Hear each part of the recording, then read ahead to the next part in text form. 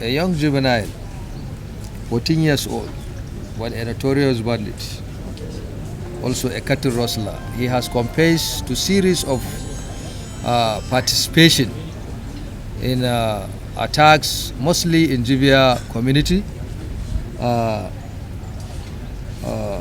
He confessed that he is under the command of one Maliki, a notorious bandit leader hibernating in the forest, and also stated that among villages that he participated in their attack were Malamawa village, where he shot and killed 2 people, and unspecified number of cattle were roasted. In Ankolombo village, where they roasted about 5 cows, and the sum of 50,000 naira was given to him as his own share of the proceeds.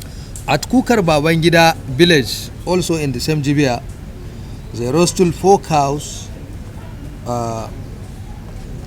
From his statements, his confessions, he confessed that he can operate AK-47, meaning that he has acquired skills and mastery of operating weapons such as AK-47 rifle.